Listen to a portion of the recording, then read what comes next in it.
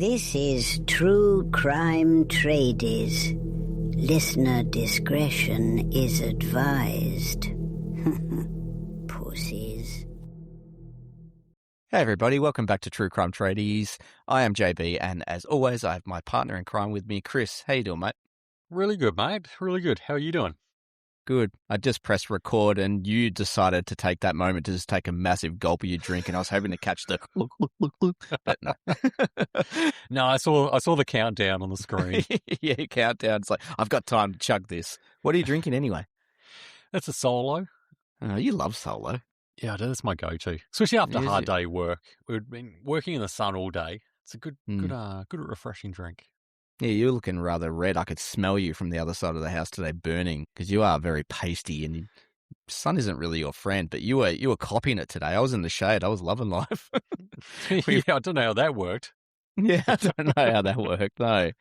But I was also a bit flat. We were talking today about our previous episode, which was a couple of weeks ago now, and I spoke on that episode very subtly that it was my birthday the next day. Very subtle. And I got 0 messages, 0 presents from the listeners. So, oh, go fuck yourselves. You know, I wasn't really expecting anything, but you know, just a message would have been You nice. were fishing really hard for people to comment "Happy Birthday." I don't know what JB. you're talking about. No, I just think it just would have been nice, you know, to have a listener reach out to happy birthday.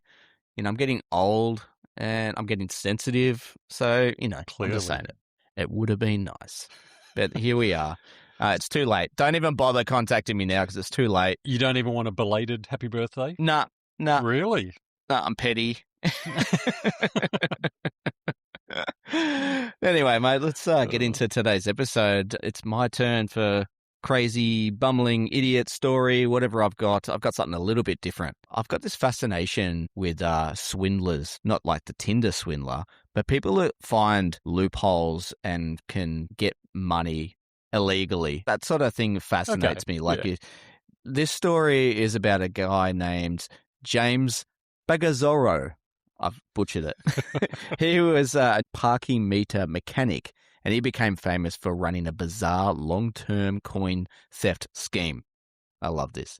So because of his job, he had access to parking meters, and he knew how they all worked. Prosecutors said he tampered with more than 70 parking meters, so coins would fall into a separate area that he could access later. Then, while supposedly servicing the meters, he would then collect like fistfuls of quarters and hide them in his truck. He would roll them and then exchange them at banks. Now, authorities estimated he stole, get this, about $210,000 in quarters over more than 8 years. So roughly 840,000 quarters. Holy shit. So I was going to say, surely you can't get that much from a meter. You'd only be getting maybe $4 or $5, like skimming it off the top. You'd be surprised. So Buffalo began installing newer digital parking systems, and officials noticed older mechanical meters were bringing in a suspiciously low revenue compared to these new ones. And that triggered an investigation, and they had surveillance, and it eventually caught him stealing coins while on duty. So when investigators searched his home, reports said that they found cash hidden in the ceiling, money was in drawers, they're in bags and just boxes full of quarters. I'm imagining a Scrooge McDuck situation. He's got a big room, he just swims in it. He had the diving board. So in 2013, he was sentenced to 2.5 years in prison and ordered to pay restitution. He reportedly blamed the gambling addiction for the crime. But I got to say, as if he's paying that back, $210,000, he could easily say that he blew it on gambling, like he said he had an addiction. And then, how am I going to pay this back? Yeah, I don't know. Well, do they make him pay it back over the years to come? Well, they must. I'm not sure how if they take it out of your salary or they make you sell assets. I'm not sure how that works. Have you had a situation growing up or recently where you've come across some sort of loophole that you could exploit? No, I did hear of a couple, though, on a Instagram page that we followed. One of them was if you go into a big box hardware store and you go up to the paint counter and you say, this is this is the color and shade of paint that I want, and get them to make that tin of paint, and say, I've just got to go grab some other stuff. I'll be right back while you mix it up, and then don't go back to the counter, but then go there the next day, and because they can't resell that tint because it's a specific one, they put it on a reduced shelf. So that you can go grab it, and it's like 50% off. I was going to say reduced shelf, probably in the painting area. You'd have to come in wearing a mustache and glasses. Full disguise. Hey, you're the guy that was in yesterday that maybe make this up. So I don't know. That's pretty smart. I don't know if anyone's tried it or if it's just a theory. But, you've tried it. You've tried it. I can tell. This is a safe place. We can air any sort of crimes, and we've got diplomatic immunity. Is that a thing? Just because you say it doesn't make it true. There's a statute of limitations on some things. We might have a new host next week. Yeah.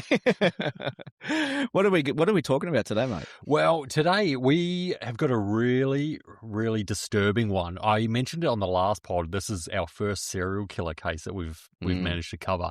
I'm really excited about this because this guy is super, super dark. He's pale, like he's a really white guy like me. But, so you weren't talking about his complexion. No, but mentally. I don't think anyone thought that. Oh, He's okay, so right. dark. Yeah, you'd only be able to see if he's smiling in a dark room. No, he was sick. He was twisted. Yeah, he was sick and twisted. Yeah. Okay. And this one here is The Memories of a Murderer, the Nilsen tapes. My name is Dennis Nilsen.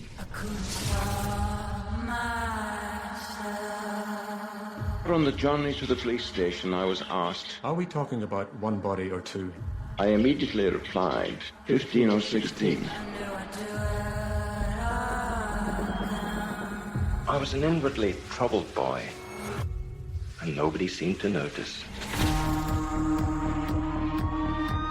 Nilsen went round swooping up vulnerable young men. Well, we've all got to die of something, haven't we? Normally, in a murder case, you'll have a victim. Then you will go looking for the murderer. In this case, we had a murderer, but he didn't know who the victims were. At one stage, there was no room under the floorboards. There were so many bodies there.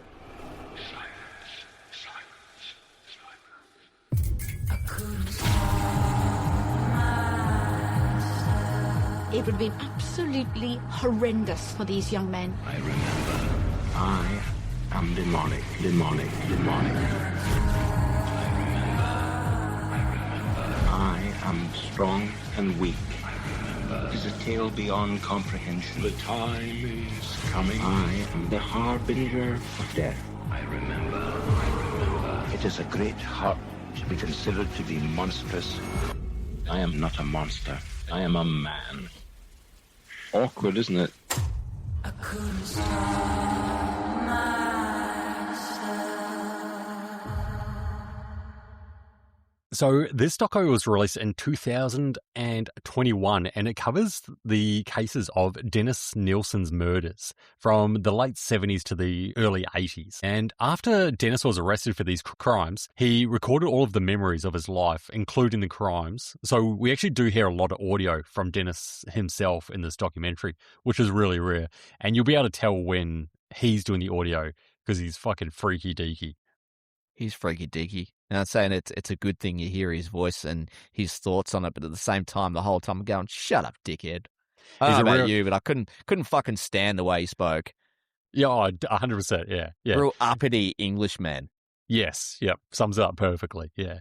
So Dennis, he's quite sick of the media just writing whatever they want and broadcasting whatever they want about him and the crimes, and he kind of wants to set the record straight and stop all the sensationalism. This is why he's created these tapes. So he wants to create a memoir of the truth finally. And as you said, he's a real British whinger. And at the start of the recording, he's having a cigarette and he starts coughing. And then he says, "Oh dear, we're just ruining our health. Well, you've got to die of something." And it's just such an ominous start to what's going to come in this documentary. Because this guy, he is a true psychopath. Had you heard of him before? Yeah, definitely.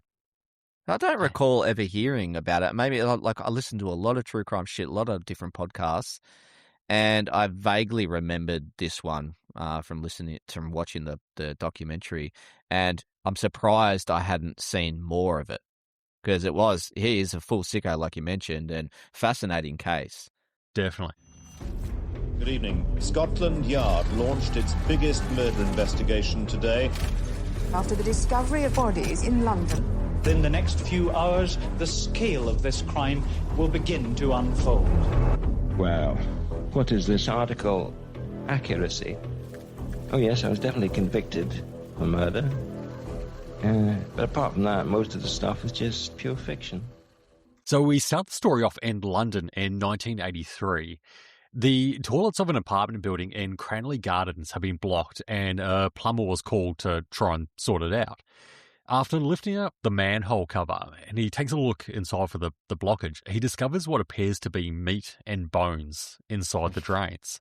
And he obviously finds this really bizarre and suspicious, especially because it didn't appear to look like it was from an animal either. You couldn't pay me enough to be a plumber, by the way. A turd surgeon. The places that you have to put your hand down or the smells. Fuck that for a living. Yeah, I couldn't do it because I bite my fingernails. So it'd be the worst combination. Yuck. Ooh, that tastes good. I'm going back for more. Bit nutty. Yeah. So the tenant in the top floor of the apartment, he's really showing a lot of interest in what the plumber's findings are. And it's actually noted that the previous night around midnight, some of the other tenants could hear a scraping noise coming from outside. And when they looked out the window, they saw the tenant from upstairs just wearing a vest and pants, even though it was February in London. So it would have been just absolutely fucking freezing. And they said, "Hey, mate, are you all right?" And he responded, "Oh, yeah, I'm just having a pee." Why not do it inside? And that's the thing. What was the scraping sound? Is this guy packing or what? They don't tell us what the scraping sound was. I assume he was up to no good. Something to do with this manhole and sticking something down the pipes. But yeah, very odd to be going outside for a pee in the middle of winter, wearing just a vest, what they're saying, and why wouldn't you just piss inside? Exactly. Very suspicious. So the plumber, he ends up calling the police, and they're immediately suspicious of the upstairs neighbour, just like we are. And I was sitting in my office when a colleague of mine told me that he'd been called to Cranley Gardens, where suspected human remains were pulled out of a manhole there. We then find out that the pieces of bones from the drains were indeed from a human body. And the pathologist said that the piece of flesh appeared to have strangulation marks on it. Around 5:30 p.m, the upstairs neighbour, who is Dennis Nilsen, he's walking towards the apartment block while coming home from work. He's described as just a very calm person, and he inquired why the police have been called just for blocked drains. Seemed a little strange, that they'd be going to that length. Just get the plumber, sort it out, and be on with it, Yeah. The police have more questions for Dennis. They're a little bit suspicious of him. So they asked to have a look in his apartment upstairs, and he obliges. There's no dramas here. Take a look. The detective said as soon as he opened Dennis's door of the apartment, the smell just came at you like a punch in the face. And the detective knew exactly what that smell is. And he says to Dennis, "All right, hey, stop messing about. Where's the rest of the body, all right?" On a side note, smell it. I am so good at accents. You are. Better you than me, too. The smell of death is certainly unmistakable. But imagine it just hitting in your face, like at the top of this staircase there, opening this door. And on that, by the way, this is clearly a 2-story house that's been converted. Because you get to the top of the staircase and his front door's right on the top step. Like you wouldn't want to come home pissed or anything trying to open your door because that's a death trap. I wouldn't last a day with my uncoordination. Yeah, it looks like he's living in the attic of a 2-story house. Yeah. So as we just heard from that amazing English accent, the cop wanted to know where the rest of the body was.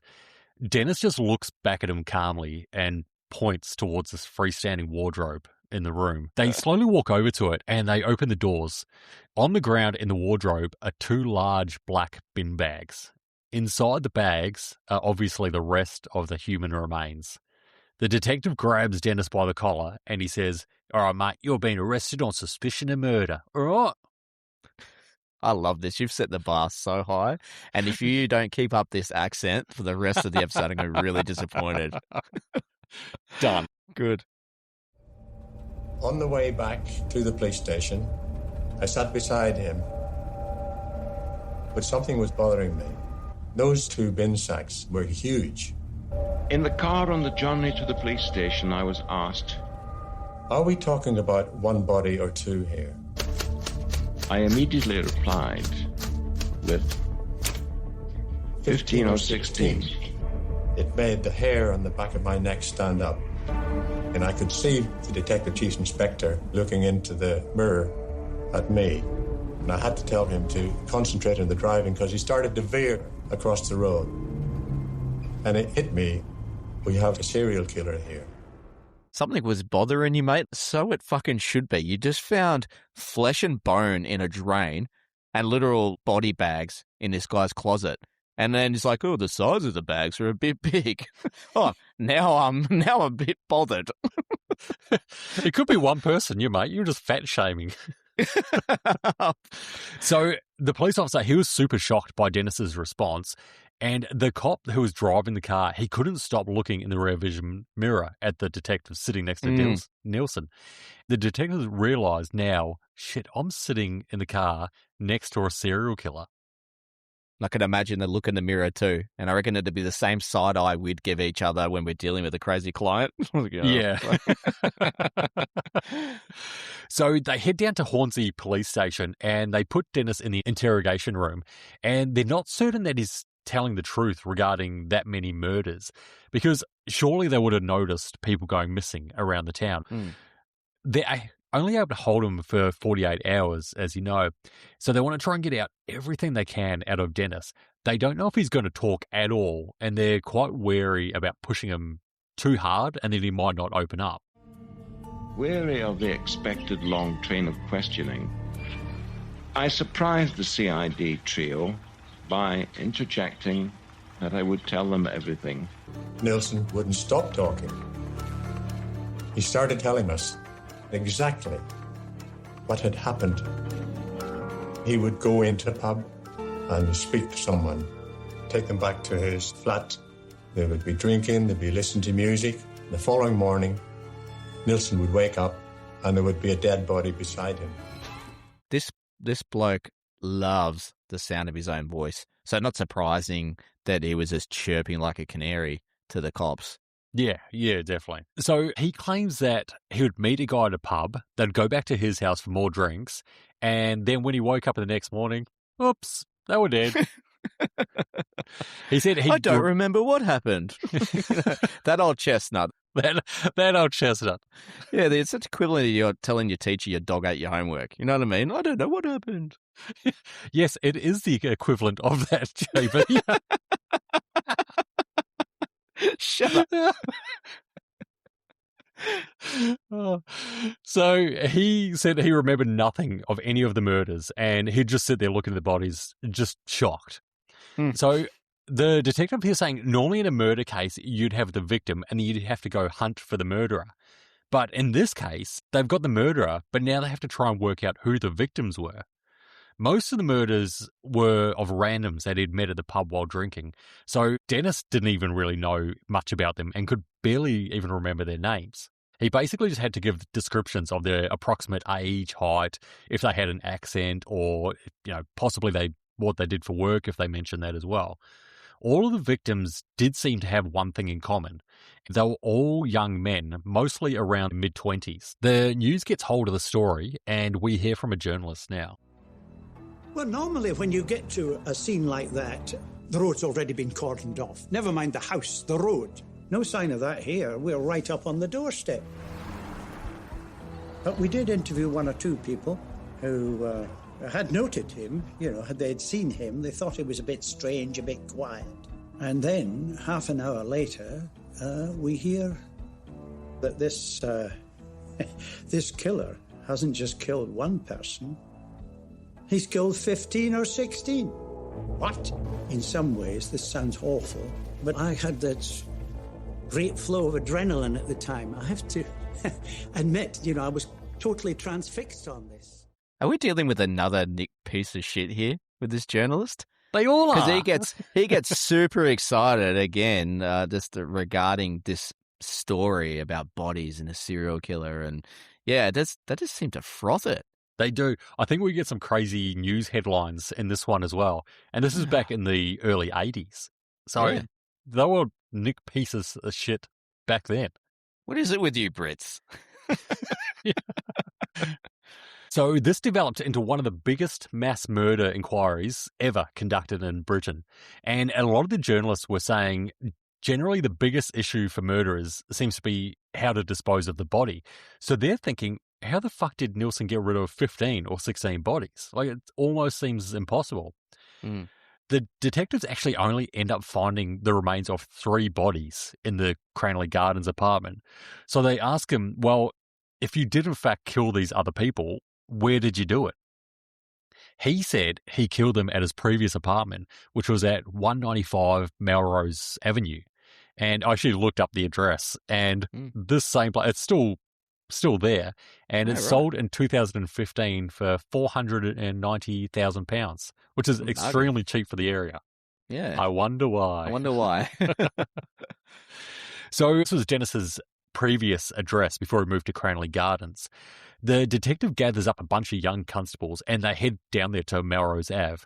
These young police officers, they don't know what's going on. And are you laughing at Melrose Place? I'm laughing at the way you said constables. They are constables. Have you met constables? Oh, fucking whatever. I've met a few constables in my time. Don't you worry about that. Anyway, continue. Sorry. So these young police officers didn't know what was going on apart from that they were going to get briefed once they get down there. Imagine living there at the time the cops rock up to your door. Yeah, we're just going to go dig up your back garden. Yeah, well, why? No reason. Don't worry about it. No reason. Don't worry. They go back inside. I bet it's treasure. I told you earlier, Gerald, it's treasure in the backyard. No, it's fucking 15 bodies. When we got to Melrose Avenue, the officers who were investigating the crime said, right, we've had information. Dennis Nilsen used to live in Melrose Avenue, and that he has admitted to killing quite a few people and that they're buried in the garden. So there was this stunned silence, and then we were given green overalls. There you go, Karen, put your overalls on. There's a pitchfork, start digging. So they're all given shovels and told, all right, start digging, see if you find anything, all right? And at this stage, there's no proof that anyone was actually killed there. So Dennis might just be fucking with them. They don't know. My initial thought that he had eaten them. Oh, really? You went straight to Dharma? This had a lot of parallels with Dharma with this guy, and I just assumed that he had fucked the bodies and eaten them after. Yeah. I think it's also the way he looks as well, because he looks like a mid-50s Dharma. Yeah. So we hear more from Dennis about how he's disposing of the bodies at Melrose Place while living there. Melrose Place. What's the theme song for Melrose Place? I don't know. Nilsen told us about his system of disposal of the bodies at Melrose Avenue. I was putting the corpses under the floorboards, but eventually there was the smell and the rot and the maggots. And at one stage, there was no room under the floorboards. There were so many bodies there. He had to come up with an idea. I spoke to a neighbour who said she remembers that he had a series of bonfires. Mostly in the evening time. Festival of evenings. Did you think rubbish was being burned? Yes. It appears as though the bodies had been burnt in the back garden before burial. There's a possibility. What he'd done filters through to us. He burned them in the back garden, and when they were down to ash, he would spread them out over the garden and dig them in. I was wondering, while watching that, they talk about him burning the bodies, and I had a real morbid thought. I wonder what the smell would have been like. I don't want to sound horrendous, disgusting, but wouldn't it be a nice smell to begin with, like barbecue? I don't know. think so. No, do you remember there was that case in the States where there's that couple that killed someone? They burnt they were burning or they cooked the body, and they had a cookout at their place, and they fed the neighbours the fucking body. Yeah, I body remember parts. that one. Yeah. And the people were neighbour said saying it smelled delicious, so I don't think I'm that crazy. Yeah, okay. All right. Any listeners burnt a human body, write in and let us know. But the neighbours, they reported Dennis having constant bonfires in the backyard, and no one called to say there was a horrendous smell or even, should he be doing this? Yeah, because Brits are super polite. They don't want to get involved in people's business. Yeah, that's true. Yeah. Even the cops are polite. They don't even carry firearms. Little bobbies with their hats and their little batons. Oi, oi, oi, oi. What's all this then? So back at the Cronley apartment, the police have discovered a box, and inside the box has got more body parts in it. Nilsen had told us we needed to search Cranley Gardens for a pea chest, and there we discovered more body parts, which we took to the mortuary. One of the pieces that were removed from the flat was an arm with a hand. We took the fingerprints of this hand, and we were absolutely amazed when we got a match. They discovered that the fingerprints belonged to a Stephen Sinclair. Stephen was actually on the police records because he'd been in trouble for a few minor criminal matters, but he was never reported missing. He had come from Scotland down to London to try to do, bigger and better things with his life. And he's a little bit down on his luck, and he ended up becoming homeless. Dennis actually used to work at a job centre, so he was in contact with a lot of these young unemployed men constantly. They were a little bit down and out on their luck. So it seemed like this type of group was a little bit of a hunting ground for Dennis, or he saw them as possible victims. Just easy pickings, really, for him. Yeah, and it's exactly. and it's really sad that these victims were such easy prey, and that he could get away with murdering them, hiding the bodies away, and no one even bothering to either report them missing or the police just not caring enough to look into it. Exactly. I think it's a combination of both. You see it a lot of the time with sex workers as well. They go, well, it's just a dangerous occupation. What do you expect? Yeah, yep. So, but as you said, because these guys here, a lot of them were either homeless, like living on the streets, or what do they call it, couch surfing? Yeah. So going from couch to couch, they don't have a fixed address and anything irregular. So they wouldn't be reported missing. Yeah, they wouldn't be reported missing because their loved ones, they've either don't have any loved ones left, or they've burnt every bridge in their life and people have forgotten about them. Yeah. Or they're just assuming, they're probably staying at Jerry's house tonight, or they're staying at Sandra's couch. So. Sandra, okay. Efforts to identify the victims are centered among London's growing population of young dropouts. Police theorized the victims were male runaways under age 21, lured to the house with the promise of food and a place to spend the night. So Dennis has now officially been charged with the murder of Stephen Sinclair, and he's transported from the prison to the trial. All of London now knows the name Dennis Nilsen, but no one knows what he looks like. Because obviously it's in 1983, so it's 1 or 2 years before social media has really kicked off. And the media waited in anticipation for him to step out of the van, and they're waiting for like this 6'6" heavyweight boxer looking serial killing psychopath with drool coming out of his mouth to step out. Then the doors swing open and poor old little Dennis steps out, and Dennis looks like the dorky dad from down the streets that wears a baseball cap with a sun flap on the back so his neck doesn't get sunburned and jerks off to the idea of doing his taxes. You've never done that?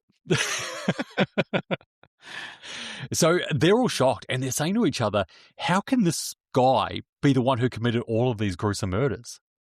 Yeah, he's not your stereotypical monster that they expected at all. No. I am a man, not a monster. Awkward, isn't it? So it's kind of funny, like we said, that we create these images and perceptions of what we view like a stone cold killer to look like. It's almost like our brains are wired for storytelling and sort of self-protection almost. The idea of someone being able to blend into society, that they could live next door to you, I think that's what plays on a lot of people's minds. They just try and push that away. I know that can't be real, because then you'd have to admit that the real monsters are real. But it's more often than not that these murderers and these types are just normal-looking guys. Exactly, You hear that all the time, and it's almost it's getting old now. You look at BTK, like he was just a family man. That's it. Worked at the church. The best ones are the ones that are able to just blend in and just live normal lives apart from, their fetishes or alter egos. They've got these urges and they're able to suppress them to a certain point, but they're able to hide it from friends and family. And it's like, well, we didn't see that coming. It's like, well, no shit. That was, that's what they wanted. They want people to know. They want to be out in the open about it, especially in the 70s, the 80s where we are now. You can get away with it so much easier. Yeah, they really are the pros. So the journalists want to delve into Dennis's upbringing a little bit more. So they end up going to his mum's house and they ask her what she thought when she first heard the news. Dennis's mum, Elizabeth, wonders how people that worked with Dennis in London couldn't have noticed that something was wrong with him. She said this isn't the Dennis that she knows. I mean, bitch, you fucking probably grew up with him for like 20, 25 years until he moved out. Did you not see any signs?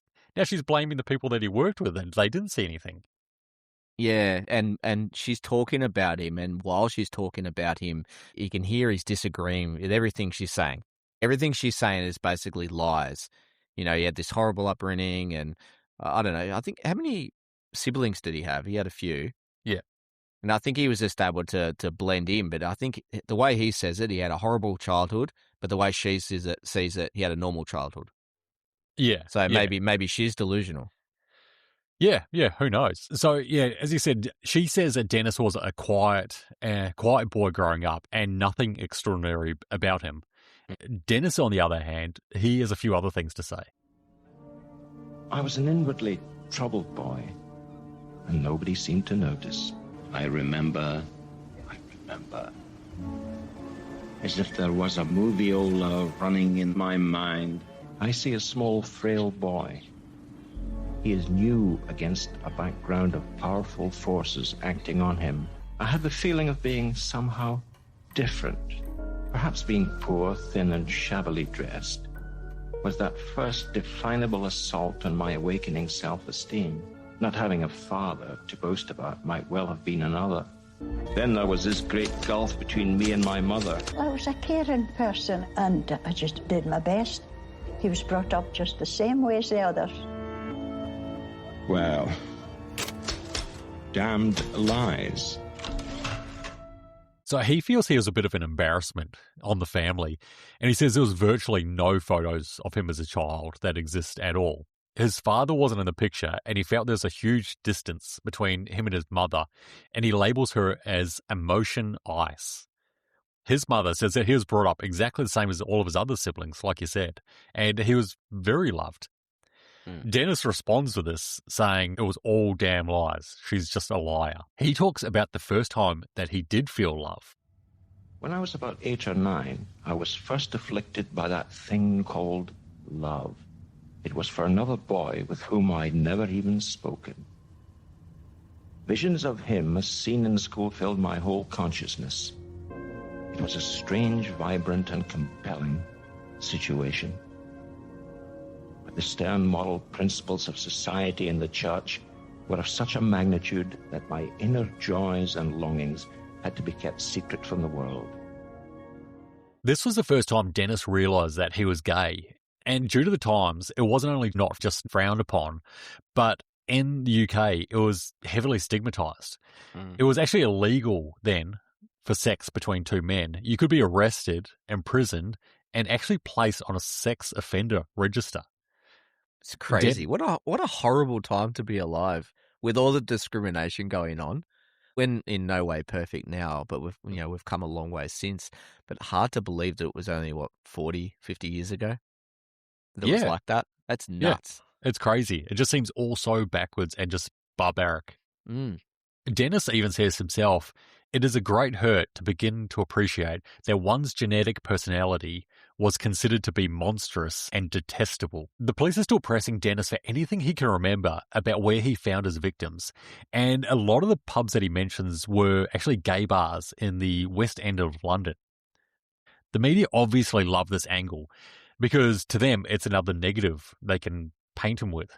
So they start posting headlines on the front page of the newspaper saying, "Gay killer Dennis the Mincing Menace." You said before, the journalists were pieces of shit from back in the day, from day dot. Even though at the time of his capture in 1983, it was no longer illegal for homosexuals, they were still heavily ostracised in society. There was actually still a lot of homophobia in different British organisations, including the police, which is actually ironic because Dennis is an ex-police officer.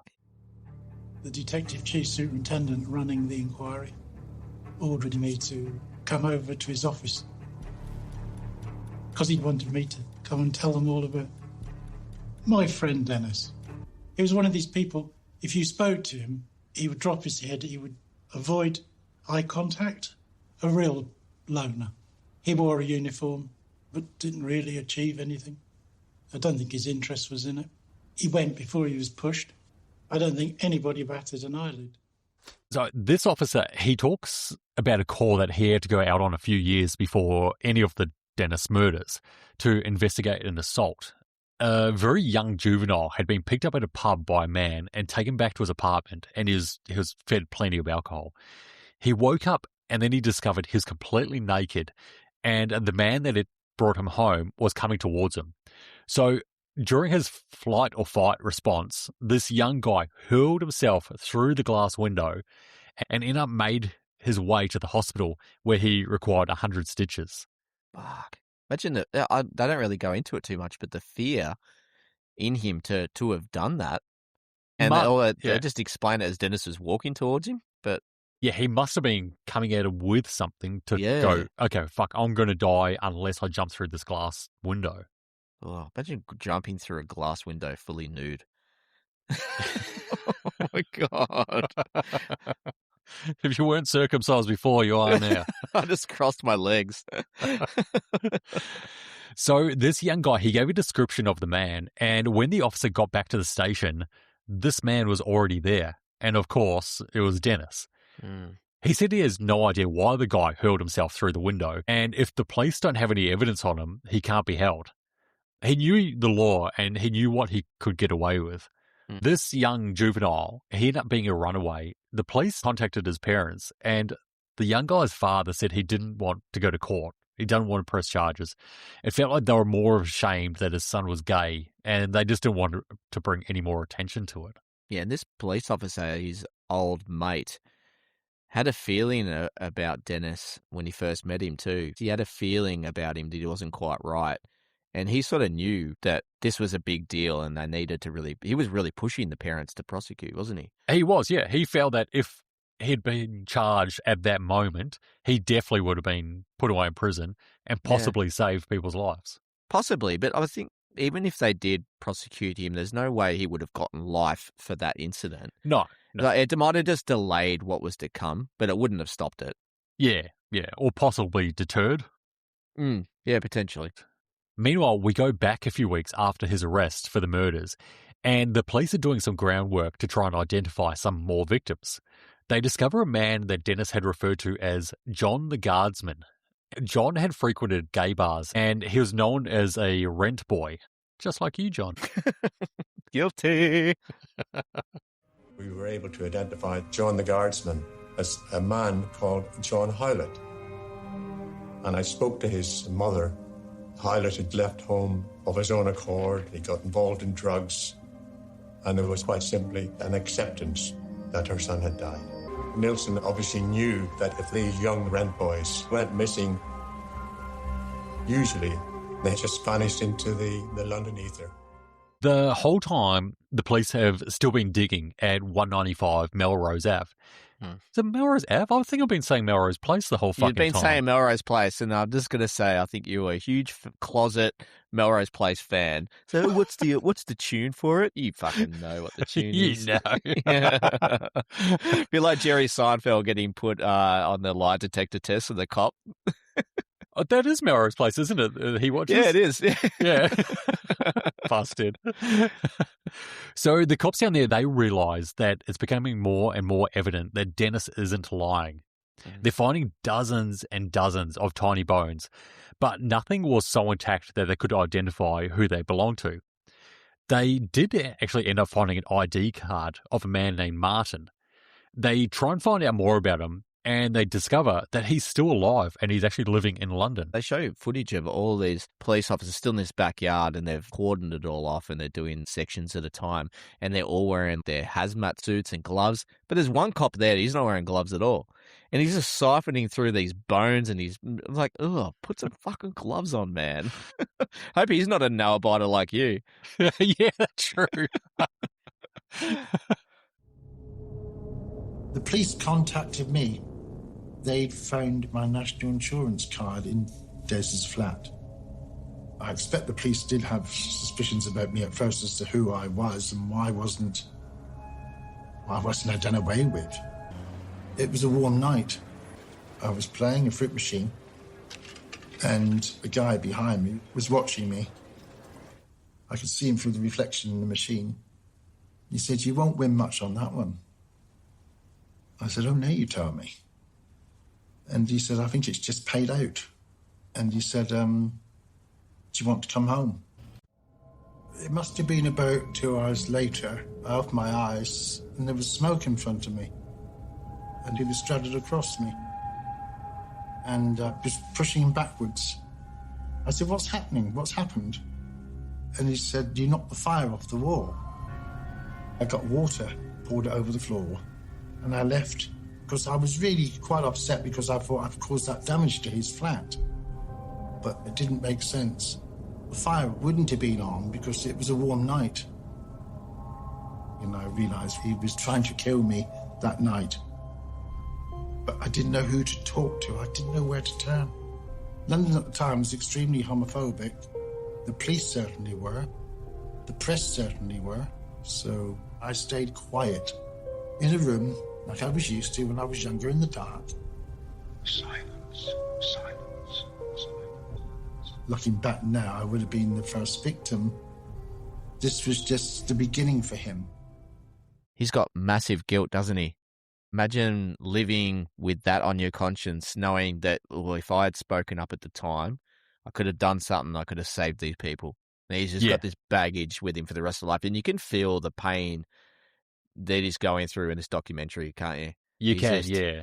It's like it's just weighed on him. He just looks like a withered old man. Yeah, that's right. But it was the times that forced him to have to hold it in. You know, like, it wasn't a kind society for homosexuals. No, I mean, it sort of still isn't, but back then, like we mentioned before, like being prosecuted for it or that being illegal, that's just insane to even think that was a thing. So, meanwhile, back at the dig site in Melrose Ave, or Melrose Place, they're finding more and more. In London, police searching for the remains of murder victims today found what they called a significant amount of human bone. It was just a graveyard. We have found a considerable amount of human bones. In particular, a piece of thigh bone, I would imagine, measuring about 6 inches. But they were coming up all the time. It wasn't as if after 3 or 4 hours, oh, I found one. It was every couple of minutes. A fragment of this, a fragment of that, teeth. Police searching the rear garden of a North London house believe they may be a step nearer identifying some of the human remains they've discovered there. They end up finding various teeth scattered through the garden, and they're able to identify another victim as Graham Allen. Graham, actually, he wasn't gay. He'd had a family, and his partner, Leslie. They'd struggled a lot with money, and even worse, they'd struggled with drug addictions. One day, Graham wanted to go out and get another fix, but his girlfriend, Leslie, said, "If you go out and get any more drugs..." Oh, I forgot to do the accent. "If you go out and get any more drugs, don't bother coming back, all right?" And that was actually the last day that Leslie saw him. She sounded very manly. It's like Nicholas's mum from The Imposters. The Imposter. Graham was in the West End of London trying to get a taxi, but he wasn't getting any luck. So Dennis actually offered him to take him back to his place and have a few more drinks. When there, Dennis walked up behind Graham and strangled him to death. Then he sat Graham in an armchair for 2 days while he went off to work. When he'd return home from work, Dennis would sit next to him and, in Dennis's words, watch TV together. Because that's normal. Very normal. Just play backgammon. But Dennis always wins. They're playing Twister. Fucking hell, man. On the third night, Dennis strips Graham naked, stands him in front of a mirror, covers him in talcum powder, and then masturbates over him. He also covers him in jizz. There's so many parallels, like I mentioned earlier, with Jeffrey Dahmer, this case, barring the cannibalism, picking the gay guys up, bringing them back, murdering them. It's just so much, like holding onto the bodies. Yeah, it's Jeffrey Dahmer for me. You're right, yeah, that's true. There's a part in the documentary where Dennis is in contact with the journalist that he seems to trust. He talks about how much he admired and he loved his granddad. He said when he was 5 years old, his granddad suddenly died and he saw him laying in the coffin, and that was the moment where his ideas of love and death fused. He opens up a little bit more about him, and we discovered the love and admiration that Dennis held for his granddad was just a veil. For years, the subject of my grandfather lay simmering, unresolved, in the veil of my subconscious. I vaguely remember that concrete, slit-eyed pillbox where strange things had happened between my grandfather and me.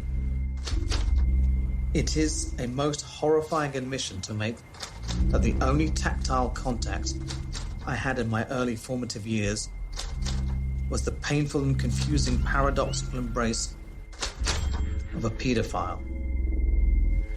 Silence, silence, silence. So this is where Dennis had his own room, and he'd strip himself naked and put the talcum powder on his own body, and he'd just look at himself in the mirror. It was as if he was seeing himself as a dead body. So a lot of similarities to you, JP. By the time Dennis's trial, they'd identified a total of 7 victims. Some of them were gay and some weren't. Some were homeless and some weren't, but they all had something in common that Dennis identified. And that was, if they went missing, no one would notice anytime soon. Yeah, he was super smart, wasn't he? And super good detective work as well. The police work, unbelievable for back in this time. Being able to identify these bodies from basically just bones and teeth, insane. And that fingerprint off that hand as well. Like, we're not talking about they plugged it into a computer system like CODIS and they got a result. Imagine the painstaking police work trying to do the right thing to try and identify these bodies rather than just going, okay, we've got 16 bodies, whatever. Too hard basket. They put in so much effort. Job. Yeah. So it's the day of the arrangement, or the plea hearing as we call it in Australia. All the eyes are silently on Dennis as he walked into the Central Criminal Court in London. He steps up to the podium and pleads not guilty. I couldn't believe that. Yeah. I saw it coming though. Because he's no dummy. He knows the law. He's an ex-copper, and his ex-cop mate said he was quite intelligent. You shit as well. And I guess I just thought straight away, he's going to plead insanity for sure here. Yeah. So now because of this, there's going to have to be a trial due to his plea. And we meet the defense attorney, Ivan Lawrence. Ivan agrees that for the average person reading about this, it's crazy and there's no argument. But what they're angling for is that Dennis is too crazy to be in prison for murder. Yeah. And I think this attempt at a diminished responsibility could work. Definitely. Because he's mad. He's clearly mad. Looking at it from an ordinary person's point of view, all this behaviour was madness. It didn't seem to us to be arguable that the fellow wasn't deranged. But the whole thing for me was he too mad to be sentenced to life imprisonment for murder. It has been said that if he behaved normally, he was, after all, a civil servant working in the labour exchange, and he'd been a policeman. So if he was capable of rational behaviour, then he can't be mad. But you see, the law says that you can be behaving perfectly normally for a lot of the time, and then on this particular incident when you kill somebody, you were deranged. And then you went back to being normal. Then you're guilty of diminished responsibility, and therefore of manslaughter. They're basically arguing that Dennis is not insane, nor is he mentally ill. Instead, he has an abnormal mind, but his acts were not substantially impaired. So he knew what he was doing. I love the quote, though. I think he mentions that he took a lot of men back to his flat, but he didn't kill them all. Yeah. That was an unusual statement. Like, if I was so deranged or whatever, I would have killed them all. But I must have been sane at this point, but insane at these other times. That to me, that's said a lot. Yeah, well, I think they're trying to say he's out of his mind. He can't control his craziness. Mm. So they end up approaching a man named Carl Stotter, who was a survivor of Dennis's attempted murder. How much can you recollect of the night prior to the incident? I was on my own. It was a gay pub. And he came over and asked me if I minded if he joined me. I found him quite comfortable to talk to. And we hailed a cab and went to Cranley Gardens. We were just chatting and he poured a drink, which was Bacardi. And we ended up going to bed.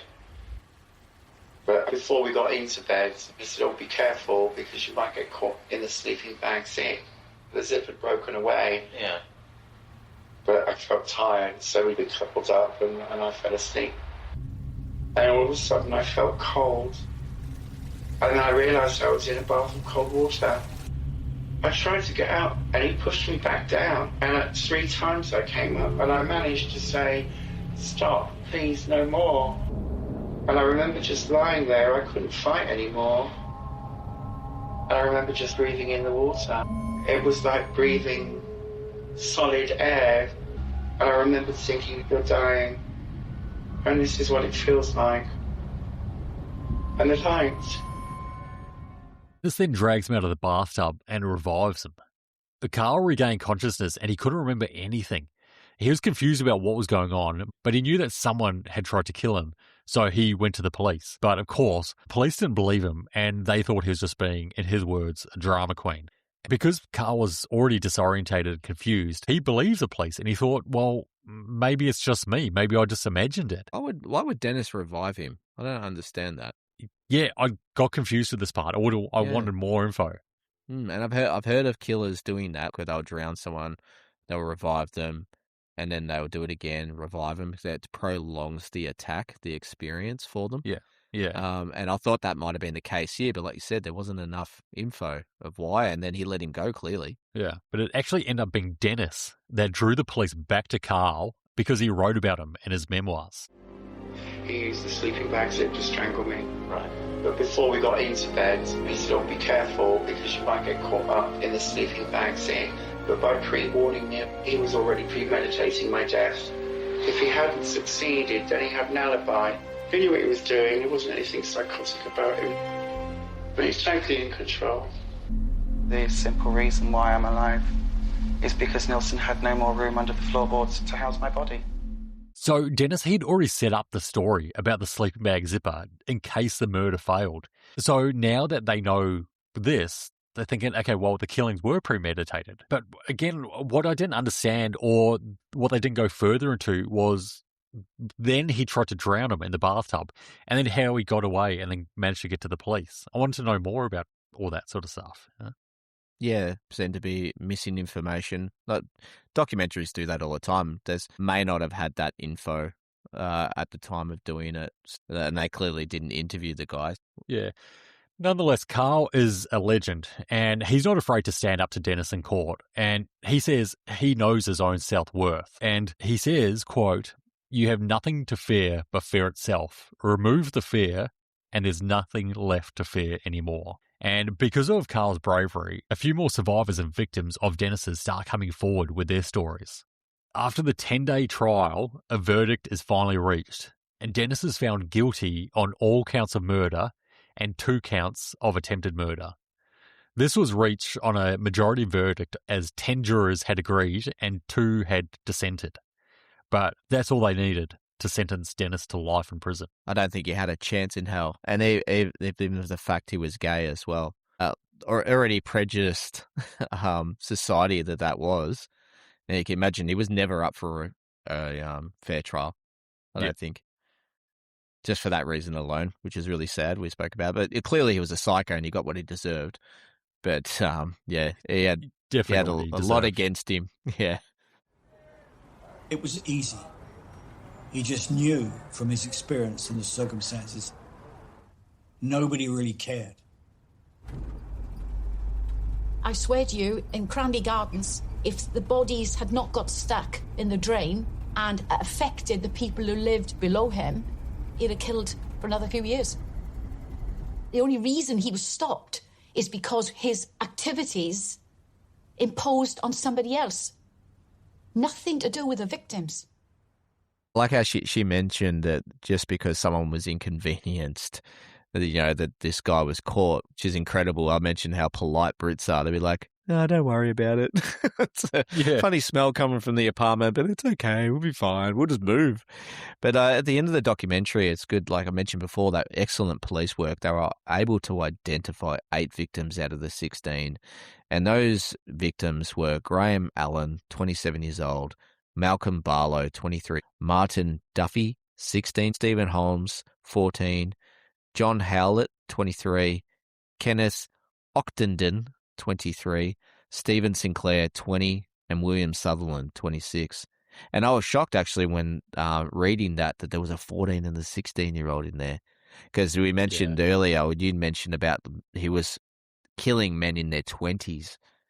And I thought, he's probably not a pedophile. He's targeting guys in gay bars and out of opportunity that way. But I don't really know how he would have come across this 14 and 16-year-old.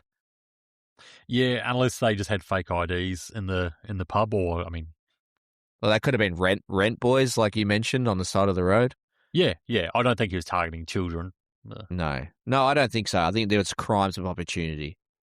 Yeah, sure. So your mate Dennis, he actually died in prison at the age of 72 of a pulmonary embolism. So good riddance, Dennis. Yeah, what a way to go. Yeah. And to last 72, but going into jail at his age, being homosexual, killing other men, I didn't think he'd last in prison. And to die of technically natural causes, it's a shame. Should have been wiped out a lot earlier. Yeah, definitely. So that was the story of Dennis Nilsen. Oh, well done, mate. I know you've been gagging to get a serial killer on the pod, and it was a crazy story. Putting body parts and flushing it down the toilet is just insanity, isn't it? Yeah, and he was burying them under his floorboards, and he had to change locations because he'd just run out of room. Yeah. The story is crazy. How about to stop? Yeah. Have you tried that, Dennis? No. Didn't so occur fascinated. To him. Yeah, fascinating. And we'll put photos and everything on Instagram and Facebook, etc., of him and the victims. And follow our Instagram and Facebook while you're at it. Yeah, exactly. We put a lot of work into it. We do. You are the social media guru, as I like to call you. And you've actually been calling me the social media queen for the last 2 days, which I haven't appreciated. I have too. Yes, queen. No, but you're doing a great job, mate. And we have to put up some warnings every now and again too, and we haven't done it for a while, but when we come across crime scene photos, we'll post those as well. Because I know you sickos love that shit, because I know we do. Yeah, we're right there with you. Yeah. Oh, that's an excellent job, mate. It was a really good documentary. I enjoyed it, and definitely would recommend it to the listeners as well. So if you haven't seen it, get out there and give it a watch. It's really good. Yeah, still out on Netflix, so get on it. Yep. Yeah. So what are we watching this week, mate? Yeah, so next time, mate, we're got a bit of a change of pace. No murder, unfortunately. But we're doing Ashley Madison, Sex, Lies, and Scandal. Ooh, so scandalous. Scandalous. Yes, queen. I love being a dad. I love my wife. It was a beautiful marriage, but it's also just like monotonous. I remember seeing an advertisement Life is short, have an affair. I was like, that sounds intriguing. Ashley Madison was ahead of his time. The vision was to be the largest and only website for married people who wanted to have an affair. When I would go to trade shows, it would say, who's your biggest competitor? And I'd say the Bible. I thought it was a great idea. Go on a site and you're able to tell this stranger your deepest, darkest desires. I signed up with all my real information, which obviously was a stupid decision. At that time, cybersecurity was just starting to enter the public consciousness. Security came up quite frequently. We talked about it. We were worried about it. Ashley Madison was a cash cow. And then all of a sudden, we got hacked. It was chaos. This hack is one of the largest data breaches in the world. If that information got out, this would ruin a lot of people's lives. Everyone was looking for dirt, looking for names that they recognized. And then name after name started coming out. You had celebrities being disgraced. It was an absolute witch hunt. I had no idea what was coming. It was all over the media, like, what is going on? Such a selfish decision. I felt so humiliated. I wanted to get into bed, pull the sheets over my head, and put on the Golden Girls. This could be the biggest hack of all time. Everyone was wondering who was behind it. The theories were all over the place. Maybe it was a competitor. Cheating husband. A disgruntled employee. It's a giant whodunit. This went way, way too far. We all have a list that we're on that is our secret. Accusing people, trying to publicly shame them. Started to realize a lot more is going to come out. Yeah, so this one you'll find on Netflix. It was released in May 2024, and I really loved this documentary, so I'm looking forward to getting into it with you next week, mate. Yeah, definitely. In the meantime, everyone, if you can rate, review, leave us kind comments, do all those things, so much appreciated. Yeah, jump on Instagram and follow us on there. We're on TikTok, we're on Facebook. We love hearing from you guys. And yeah, if you haven't reviewed us yet, just do it. It takes 2 seconds. You're killing us. But anyway, mate, until next time, try not to murder anyone. You too, mate. All right. Love ya. See ya.